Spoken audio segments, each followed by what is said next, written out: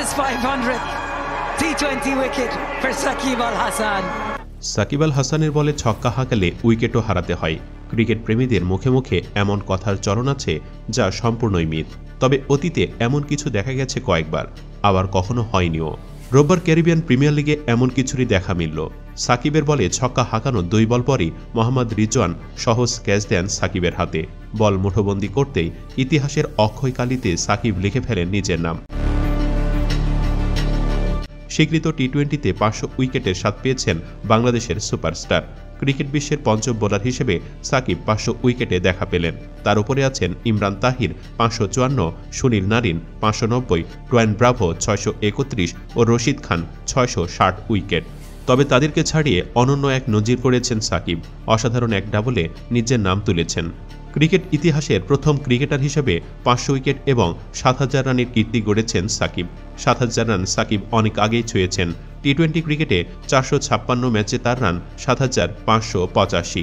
ক্রিকেটের সংক্ষিপ্ত ফরম্যাটে 7000-এর বেশি রান আছে আরও অনেক ক্রিকেটারেরই। তবে বোলিংয়ে একই সঙ্গে 500 উইকেট পাননি আর কেউ। সাকিব এলিট ক্লাব খুললেন রোববার। অ্যান্টিগা ও বারমুডা ফ্যালকনসের হয়ে এদিন 15তম ওভারে বোলিংয়ে আসেন সাকিব। নিজের প্রথম ওভারে সেন্ট কিটস ও নেভিস পেট্রিয়টসের ব্যাটসম্যান রিজওয়ানের উইকেট নিয়ে রেকর্ডের পাতায় নাম তোলেন। আগের 4 ম্যাচে তার উইকেট ছিল কেবল একটি। রেকর্ড গড়া দিনে দ্বিতীয় ওভারে বোলিংয়ে ফিরে আরও 2 উইকেট নেন। সব মিলে 2 ওভার হাত ঘুরিয়ে 11 রানে 3 উইকেট নেন। জ্বলে ওঠা দিনে সাকিব ছিলেন দলের সেরা। ম্যাচ সেরার দিক দিয়েও অবশ্য সাকিব রেকর্ড গড়েছেন। এটি ছিল টি-20 ক্রিকেটে সাকিব আল হাসানের 44তম ম্যাচ সেরার পুরস্কার। তার সামনে আছে এখন কেবল Alex Hales 45, Kieron Pollard 47, Glenn Maxwell 48 আর ক্রিস গেল 60 বার। গেল ছাড়া বাকিদের ছাড়িয়ে যাওয়াও খুব একটা কঠিন বিষয় নয় সাকিবের জন্য।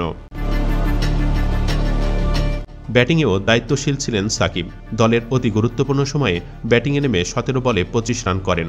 বাঁহাতি স্পিনার আশমিয়াদ নেটকে ছক্কা ও 4 উড়ান চোখের পলকে পূরণ করেন সিপিএলে 500 রানের মাইল ফলক। পরে নাসিম শাহকে ফ্লিক করে ছক্কা উড়িয়ে দলের রান 100-তে নিয়ে যান বাঁহাতি ব্যাটসম্যান। দলের জয়ের থেকে 28 রান দূরে থাকতে সাকিব আউট হন বিডাইসির বলে। তার অলরাউন্ড পারফরম্যান্সে জয় ফিরেছে অ্যান্টিগা।